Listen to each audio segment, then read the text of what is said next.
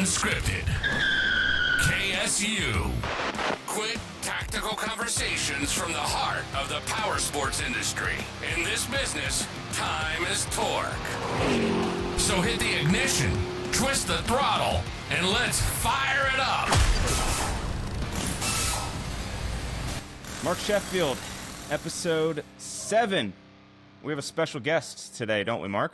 We do. So, I've been in the industry for 35 years at this point in time, and a completely irrelevant fact, when in 95, I went to work at Woods Cycle Country, at Woods Fun Center in Austin.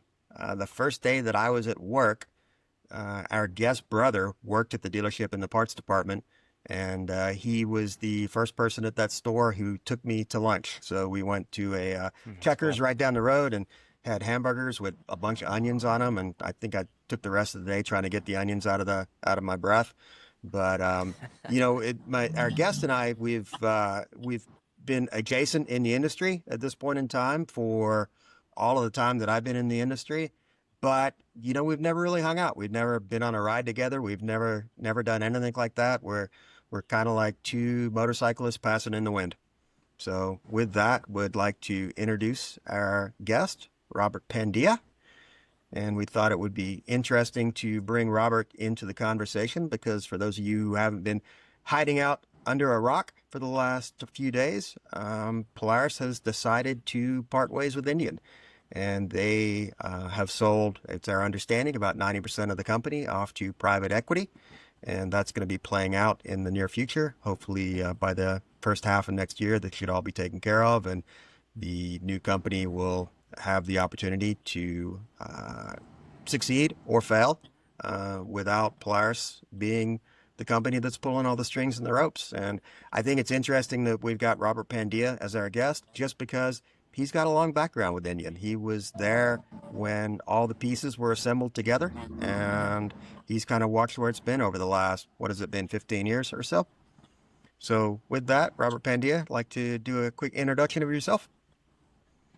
Hey guys, motorcycle industry for quite a long time, Mark. That was my brother Manny who took you out to lunch there. So, and I think, as you said, you and I have been swimming in the same wading pool, but just always on opposite ends of it. But I followed you on LinkedIn for quite a while, and that Texas motorcycle connection runs strong. So definitely happy to follow you along there, and I know we've had a lot of great conversations independent of the podcast, so looking forward to it. Excited to have you, Robert. Let's start the pod clock. Go ahead. No, say one more thing. No, I was just Sheffield. I was just going to say that there's a lot of people who I think have had a big influence on the industry, and some of those people have tried to be out there in front of the public. I think that Robert has had a very big influence on the industry without being one of those public people who really. Robert is definitely more interested in helping the industry to grow and improve. And he's not as worried about, having his stamp on it and everybody knowing who he is. So if you haven't paid attention to what Robert's done, then definitely find him on LinkedIn and keep an eye on what he's got going on. So with that, we decided to put together 10 quick questions that we're going to ask Robert, primarily about his involvement with Indian, but maybe we'll veer off and ask him a couple of zingers too that he probably wasn't quite ready for. So we'll see how he handles those. Good chance he might buckle. We don't know, but I think he's probably one who can deal with whatever we're throwing at him. And he's also interestingly been on a ride for the last 4 or 5 days, riding through some parts of the country on some motorcycle unknowns. So I appreciate that he took the time to take a little break to participate in our little podcast here. So with that, if you want to kick off the pod clock. So we got 10 questions. We got 10 minutes. Beep. 10 minutes, 10 questions. Beep. Let's see if we can hammer it out. And if not, it's okay. Yeah, we haven't been good with 6 minutes at this point in time. So Pandya, how did you land in the motorcycle industry? It was out of utility. I was in Waukegan, Illinois, and needed to get myself around in the world. couldn't afford a car. Somehow managed to talk my urologist, Dr. Dad, into co-signing on a 1984, I think it was, Suzuki GN 250. And that was my introduction to riding. I got taught how to use the clutch in the street behind Ron and Brian Suzuki up in Waukegan, and got sent on my way, and here I am. So I'm surprised That's that awesome. you didn't follow in your father's footsteps in the urology field. Well, that was the era where young punks were starting to get their crown jewels smashed on gas tanks on Ninjas and Hurricanes and that sort of thing. So he wasn't very pro motorcycle, but he was from India, and motorcycles were a utility. It's how you got around. So it worked out. That's all right. What's your favorite motorcycle, Robert? I'm lucky enough to have a whole bunch of them. So I treat motorcycles like most people treat shoes. Just tell me what we're doing. I'll put on the right pair of shoes and we'll go. So I just got off a multiple day trip on a new Guzzi Mandello V100S that I really like. I've got a DR650. I've got a 1946 Indian Chief. I just sold my track day bike, so I might be replacing that with Tuono 660. So it's like tool for the job. Cool. How did you get involved in the resurrection of Indian? So Indian was a great story. I met a guy named Derek who brought me in as the PR manager for Victory, which was 7 years prior to the acquisition of Indian at that time. So I'd worked for Victory as a PR manager in 11 when Polaris acquired Indian. I was one of the few people to know that was sort of coming up, and got to write the press release about that and really help position the difference between Victory and Indian, which was a really challenging thing to do, coming under the same roof. So I convinced Steve Minetto that you need the same PR agency for both brands, because you don't need them, fighting each other out on the open market. There needed to be integration, which is exactly what we did. And I got a chance to work the 2 years prior to the new Chief being launched in 2013, sort of behind the scenes. And then a couple of years past that, when we introduced the Chief, Roadmaster, the Scout. The Chieftain was a big surprise. And the last project I worked on was the FTR 750. Cool. So, with this news coming out, were you surprised that Polaris was one of the ones who was able to pull off acquiring the old trademark and putting a plan together? Back in 2011, I was first asked in the hallway what I thought about Indian Motorcycle, and I just saw it as like, purely retro. And there were some people in the company who really showed what the future of the Indian Motorcycle brand could be. And Greg Brew was huge in that. Mark Blackwell had the vision, and as what Indian could be, and really shone the light on that. So to see what Polaris did in an incredibly short time, basically developing two complete platforms in 3 years, right, is unbelievable. And then that momentum continued for a while, and it was fun being the challenger brand on the market against Harley Davidson, and really set the tone for the brand. So I see the current Indian Motorcycle as that teenage kid that Polaris as a parent company raised, and I see Carolwood as being that next step in that teenager's evolution, right? So we were all 18 at one point and got out of the house and got to go to college and got to decide who you were as a person. And I really think that Polaris gave Indian Motorcycle's current iteration a really great foundation, and it's a smart technological brand. And now without the Polaris sort of, I don't want to call it baggage, but without the weight of Polaris around it, I feel like there's a chance for the brand to really accelerate and do some fun stuff that's tied to enthusiasm. There it is. Pandya thinks that Carolwood is actually their new foster family. So What? Yeah, well, I mean, hot stepmom, but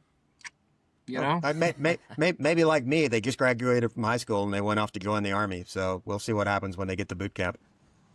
I think it's really interesting, and I think it's an interesting time in the industry as well. So you have to look with Indian in particular. You have to look at things in a historical context, and when you start to put Harley's new CEO up against what this Indian new CEO has started as their bona fides in motorcycling, it's a really interesting conversation against the two brands and the challenges that they have individually as well. So, man, if you're not looking big picture in this game, you're not even in the game. So I don't know what that growling noise was in the background there. It may have been that Kyle is ready for dinner, so we won't keep you too much longer.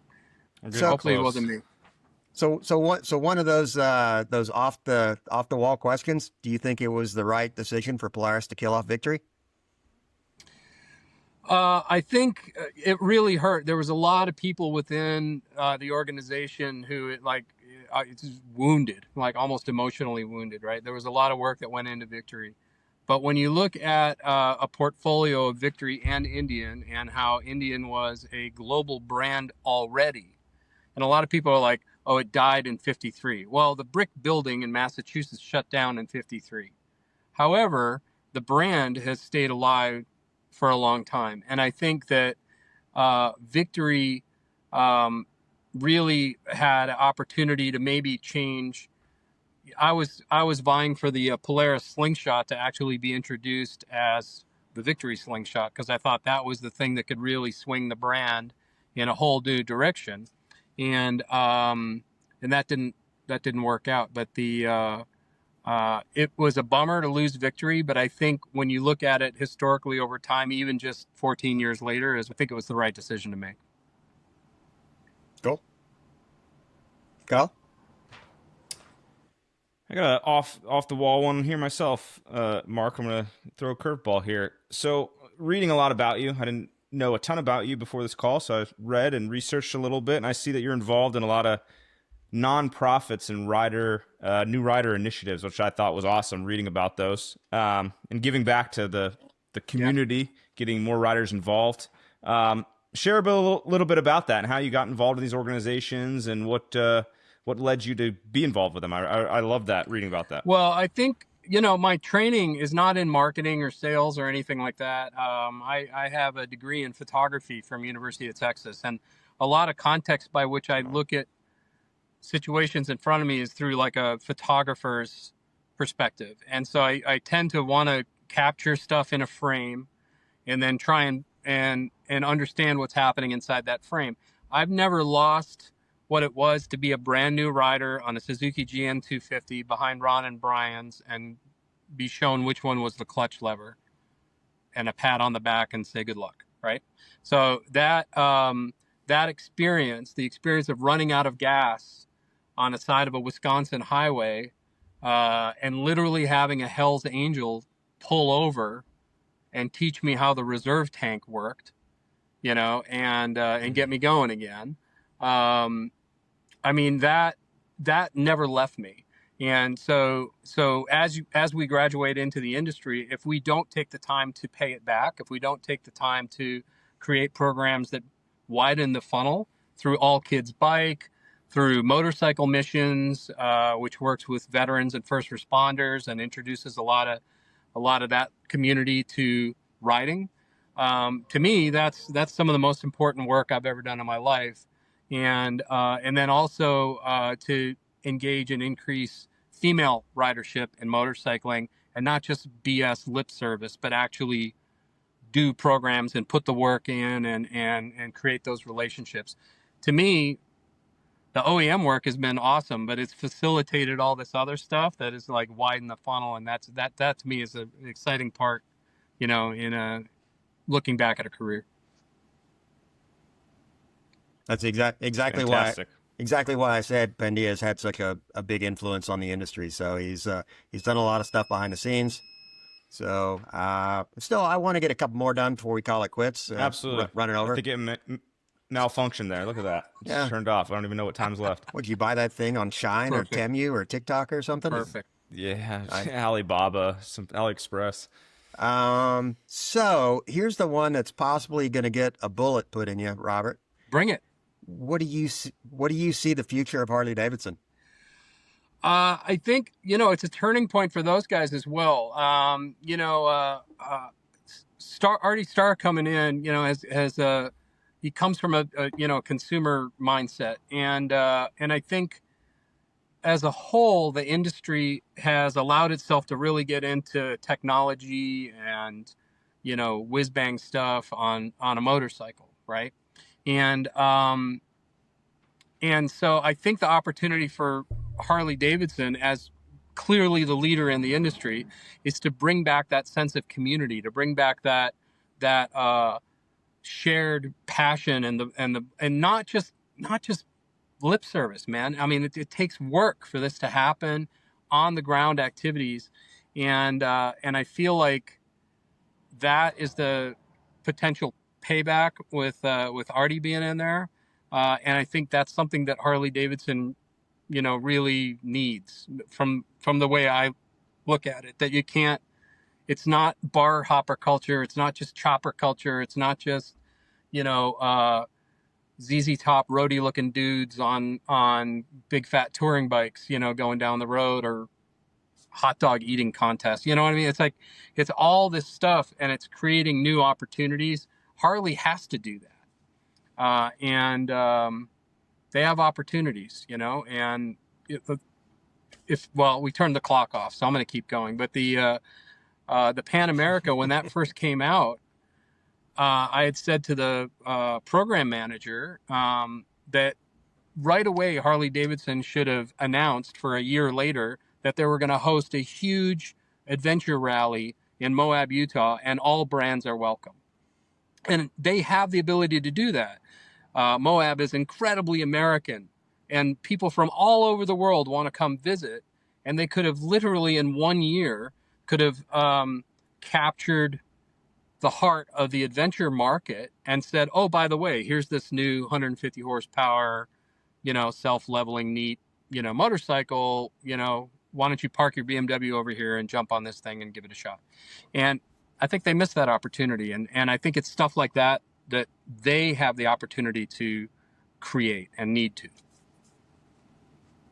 I got to say, like, my personal opinion on the Pan American was that I think they got a false sense of what that bike really was because of when it came out. It was, dealers didn't have any inventory to sell, and Harley comes out with this new bike, and they're able to send 5,000 of them out to dealers in a really short period of time, and it kind of blew up. And they sold all of them. They made a bunch of money on it really quick, but that was not a real time in our industry. And I think they kind of looked at it and said, well, we did well, and this thing's going to keep selling, and it didn't. And I think that had they not had that initial success, I think that the brand actually, or not the brand, but the bike might be doing better today than it is. I would agree with you there, but I'll also give them credit is that remember the same year that Harley came out with the Pan America, BMW came out with the R18, and Harley did a fundamentally better job of celebrating what adventure riding is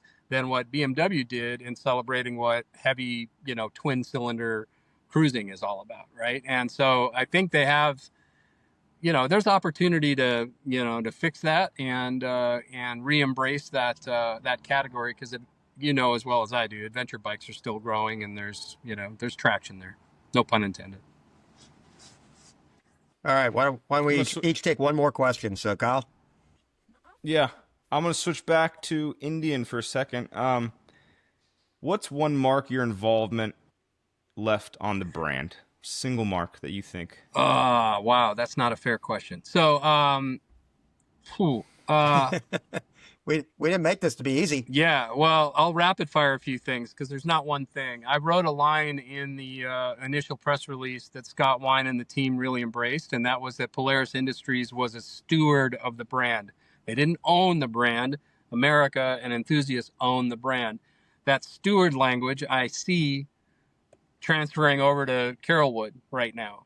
So I'm really, as literally something that I really pushed, and that was on a bullet point and talking points on CNBC and everything like that. That's stewardship of the Indian motorcycle brand. So, looking at today's or this week's news, I feel like Indian is a brand that is owned by American enthusiasts. Those are the people who kept it alive after 1953 up through Kings Mountain era, and that stewardship is critical. For the current iteration of motorcycles, it was my idea to separate the sound of the engine versus revealing the engine itself, and then later on revealing the motorcycles. And the entire goal there was to stop people from putting a deposit on a Harley, and that worked. So that we stretched it out. We brought in Mike Wolf from American Pickers, and and did a lot of stuff to prove that it was an authentic brand and an authentic stewardship of the brand. And then lastly, let's see, on a drunken train ride coming back from the EICMA show, we came up with the idea to introduce the Indian Scout on the Wall of Death. And we did that in Sturgis. And pretty much the first time anybody saw an Indian Scout, it was ripping around on a Wall of Death in Sturgis. And that was epic. So those moments, and there's a lot of other ones in there too, but that's the stuff that I feel really good about. It's fantastic. All right. So last one here, based on where Indian is today, do you think that it's where it should be? Was Polaris able to accomplish everything with the brand that was possible, or did budgetary restraints get in the way of the brand actually being as good as it could have been? I would say that COVID made a lot of people lazy as bikes sold through. And I think that marketing isn't just data. Marketing is heart and soul and work and relationships and humanity. And I feel like in the last few years that's the part that's fallen off. I'm certainly biased in that opinion because I know how hard we worked in the launch years of Indian. But I feel like it's the right time for the brand to shift, and it's the right time in the marketplace as we're dealing with changing psychographics and demographics of motorcycling. It's the right time for a new version of Indian motorcycle, and that's not just hardware. The hardware barely has to change. Polaris created amazing motorcycles, but it's some of the other stuff around it that I think has the best opportunity for growth there. Cool. It's been awesome. It's been awesome. The pod clock malfunctioned, so we went a little bit over on time, but that's okay because everyone probably learned something and gained value from this conversation. Robert, extremely appreciative of your time taken out from your road trip and joining us. Mark, I'll let you say something, and then maybe Robert, close us out with some final thoughts on Indian, on your life, on what you think of Mark. There's a lot of negative thoughts there, I know, but share them with us all. Whatever you want to share. No, I was just going to say that, I think sound quality has been good, but the visuals on this may not be perfect. Robert, just like Indian, he's a little bit old school, so his AOL dial-up account just isn't as good as it used to be. But if you need to get a hold of him, I think it's Robert Pandya at AOL.com is how you can get a hold of the guy. Robert Pandya at gmail.com, man. All right. You got the original Robert Pandya, not Robert Pandya 2 or 3, no, man. but Robert Pandya. I'm one of one. There's a Dr. Robert Pandya out in California. So he got that. He got the OG Robert Pandya. But no, man, I know you've been out riding, and I appreciate you taking a little time to stop and chat with us. And I really kind of hope that after 35 years, next time I'm in Texas, we'll have the opportunity to go have some dinner somewhere and eat a good piece of meat. So with that, I'll let you wrap it up. I look forward to it. I look forward to you guys picking up a new podcast clock that has, an actual 60 seconds per minute, not 120, but so be it. And I also want to. We're on a budget. I'll close out by saying this: that this is exactly the kind of conversation that's supposed to be happening on LinkedIn in the power sports community. It takes guts to do it, to put yourself out there and to say, to actually express an opinion and not just have a bunch of flowery BS about a brand or something like that. And I'm like, I really appreciate the work that you guys are doing. Thanks. Cool. Kickstands up. Appreciate it. See you, Pandya. Yeah. Appreciate you riding with us on Raw and Unscripted. KSU. We'll be back next week with more ways to rev up your dealership success. Until next time, keep the throttle wide open.